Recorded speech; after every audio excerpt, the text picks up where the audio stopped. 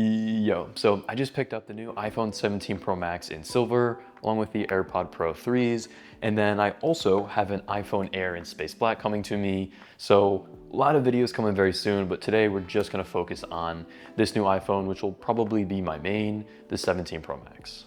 All right, so here we go. I'm coming from the 16 Pro Max, so I don't think that most people would need to upgrade to this phone, but of course I am a YouTuber. I'm just really excited to see what this phone's gonna be like. That's the first time in years I've done that without like breaking it. Beautiful. All right, the moment of truth. I've watched a few videos, but there's nothing quite like seeing it in person. Man. Look at that. This is not how I thought it would feel. So I can definitely tell, I feel the aluminum. I honestly, when I heard that they were moving away from titanium, I was a little disappointed, but I do like how this feels in the hand. Immediately it does feel a little thicker, and the body itself is just a tad bit bigger. It's probably hard to see on camera, but no, I'm honestly shocked. I didn't think that I would like it as much as I do. Still though, I'm very salty about the silver color. Ever since Apple came out with the Space Black MacBook Pro, it has been my go-to. I just think, objectively, the 16 Pro Max still looks way better. The black color, the very clean back. I'm not against this like two-tone design, but I don't know, it kind of has a rugged feel. Almost kind of looks like the Apple Watch Ultra to an extent, but yeah, I still can't get over that there's no space black this year.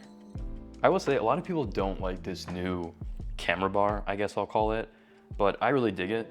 After so many years of this big camera module in the corner here, it looks really nice. I don't know, let me know what you guys think. I'm definitely a fan.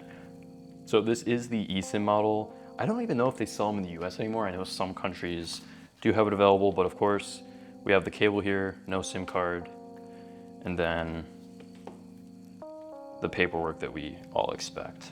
So the screen we're looking at here has the new ceramic shield too, which supposedly is going to protect against scratches a lot better.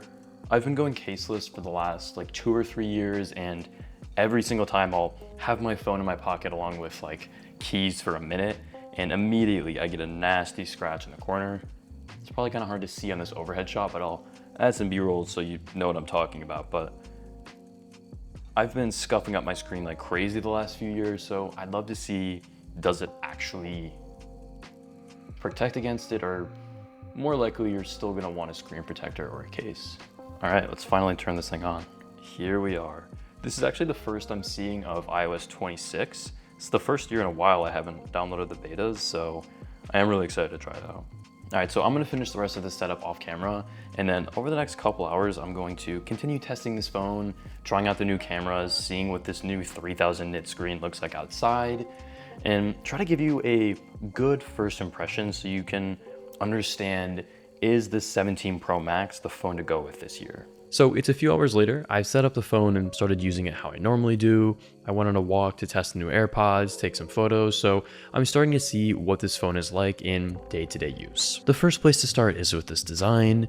We have a new unibody aluminum frame that seems to be focused on thermals. One of the issues the titanium iPhones had was they would get quite hot. My 16 Pro Max constantly got warm to the touch after a couple of hours of use, especially when outdoors. Even during the first few hours I was testing that phone, the thermal issues were present. So far, I've run into nothing similar and hope that over the next 30 days, I'm not plagued with those same issues. Now, in order to keep MagSafe working, the back panel does need to be made of glass, and this makes for the two-tone design. When I first heard the leaks that Apple would be going with this, I wasn't entirely sold, but now that I have the phone in my hands, I actually quite like it. From the few videos I've watched, people seem to like but not love this look, but I don't know man, it's seriously starting to grow on me. In my opinion, silver is the best of the three color options. I was tempted for a moment to go with orange, but I knew I'd hate it after a couple of days, and after watching some unboxings and reactions to what that looks like in person, I'm glad I went with silver. It's always the safe choice, and especially when you're spending this much on a phone, you don't want to hate it. Ideally, I'd go into person so you can see what they all look like, but for now, this is by far the safest choice. I can't get over the fact there isn't a space black because it would look so good on this phone, but I wouldn't be surprised if we see it in 6 months come as like a mid-year drop. I'm just more annoyed that it seems Apple's pulling it from the yearly rotation. Now, the display did see some improvements. The first was the glass being Ceramic Shield 2, which Apple claims is 3 times more scratch resistant. I'm curious to see how this phone holds up at the 30-day or 90-day mark, because that's typically when I've used my phone long enough that I'm less careful with it, and scratches become easier. The screen has a max brightness of 1000 nits typically, or 1600 nits while watching HDR content. That is the same as last year, but the difference is outdoors, where it can now reach 3000 nits of brightness, as opposed to 2000. I took this outside for about 45 minutes, almost entirely in direct sunlight, and I had no issues viewing the screen. The side benefit of this new Ceramic Shield 2 is there's now more anti-glare properties. Honestly, I didn't notice it that much, but I think it's more of a testament that the phone in general is just easy to look at because I had no issues. The cameras are probably the biggest upgrade this year on both sides of the phone. Starting with the front, we now have an 18 megapixel selfie camera up from 12 that notably has a square 1x1 sensor giving you much wider shots without having to rotate your phone. It actually surprised me how well this works and still throws me off, but it means that you can take a selfie with tons of people in the shot and hold your phone upright like usual. This also enables center stage for FaceTime calls and increased stabilization on videos. Around the back, the 3 camera array is now housed in this horizontal bar. I personally think it looks good and gives the phone a rugged look. It also has the side benefit that your phone won't wobble on its back without a case on. The 3 cameras are all 48 megapixels and now allow up to an 8x zoom. The ultra-wide shoots 0.5x at 13mm, the main Fusion camera shoots 1x at 24mm or 2x crop for 48mm, and the telephoto shoots 4x at 100mm and an 8x crop at 200mm. Shooting photos in RAW and then editing them in Lightroom always impresses me. It's crazy the kind of images you can get in a mobile device. It's nice that even if I don't bring my camera with me while I'm traveling,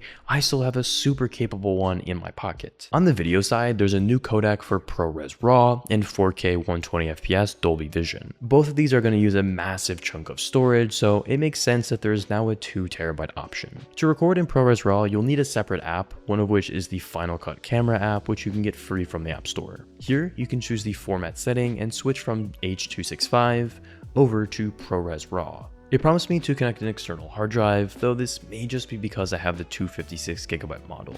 Now, aside from all of the technical upgrades, Apple did talk about the battery life improvements and how the new design enables that. I think we can easily call this the most thoughtful iPhone design. Even if you don't love how the phone looks, it seems like all the changes do actually have some purpose besides just looking different. Video playback on the 17 Pro Max is rated at 39 hours, which is 6 more than the 16 Pro Max. I never had an issue with the battery on the 16 Pro Max.